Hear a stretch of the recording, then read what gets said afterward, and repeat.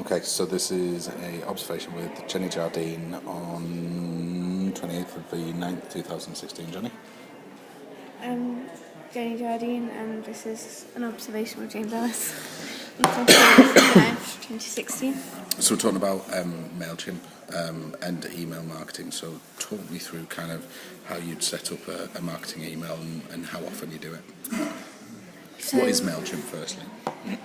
MailChimp is a platform that businesses can use to set up email marketing campaigns to help them to reach all the people on their CRM system, or just to help them if you have newsletters send out and things like this people can sign up to off the website. It helps you keep track, and you can track people that are opening them, closing, and what's successful and what isn't. Okay, cool. So talk me through this one. So this is the new newsletter design email send out that we're trying to set up at the moment. Set this up.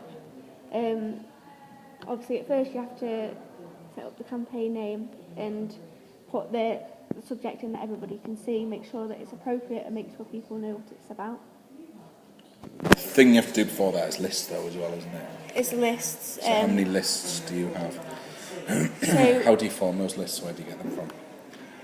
The lists that we have all come from our CRM system and previous email send-outs. At the moment, we can't quite show you the list that we've got. But we've got a whole list that we've combined from all of our email marketing and our current clients, so that they are aware of what we're doing for the email send out for the newsletter. It's because that's for everyone to keep in touch and know what we're doing and keep in contact at the same time as trying to bring new people in. But what we can do with this list, if we decide that we want to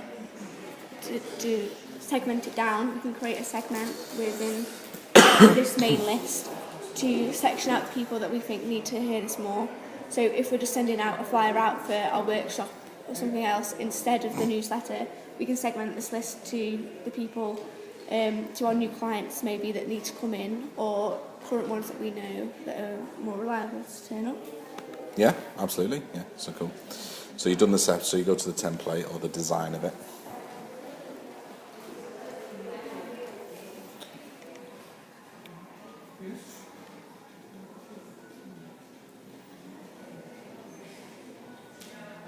So with the design for the email marketing,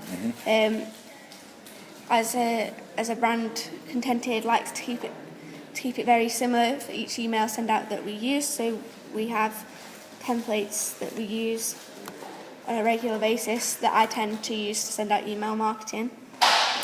You'll generally have the same sort of feel. We want to make sure that people know that it's us, it's the same brand. But just recently we're going through a brand refresh, so we're starting a new design with our new colour theme and colour scheme. And from this we choose the one that we want.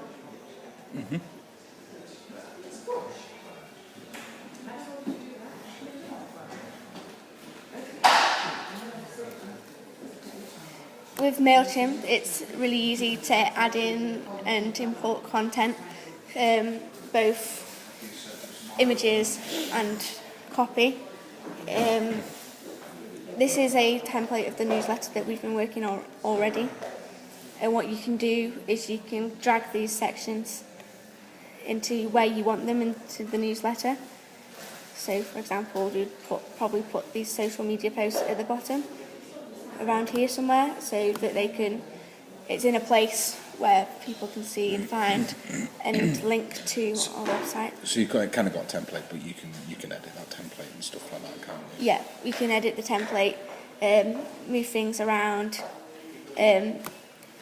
include page headers and borders, and generally play with the look and the outline of the newsletter.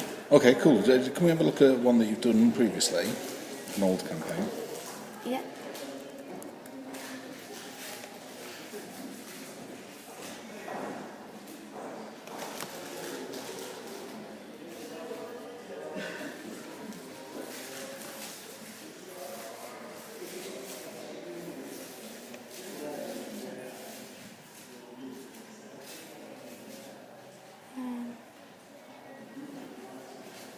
Just any of them, it doesn't matter really.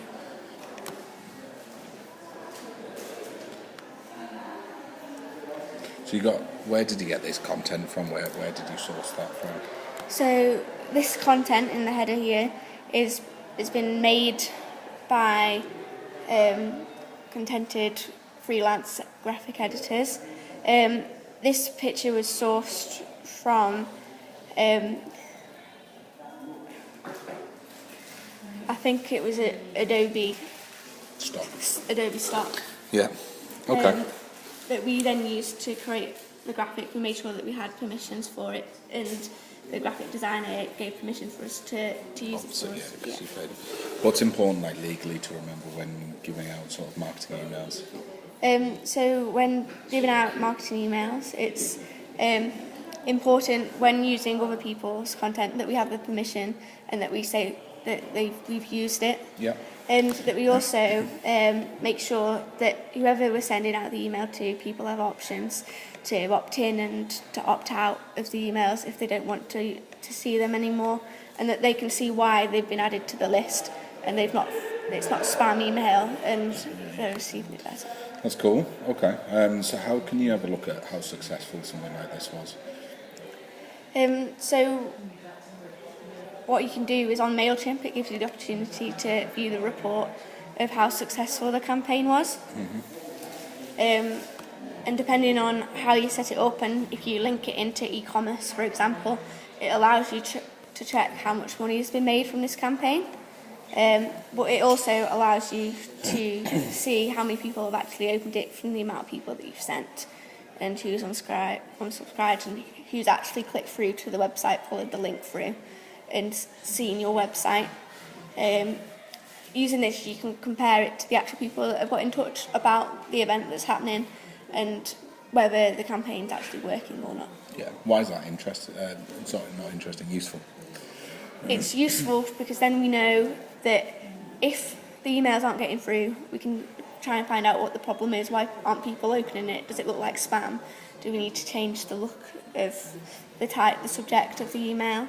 It's also then helpful if we're getting loads of people clicking through, but everyone's unsubscribing. Why do they feel that they've not been asked permission to be in the email?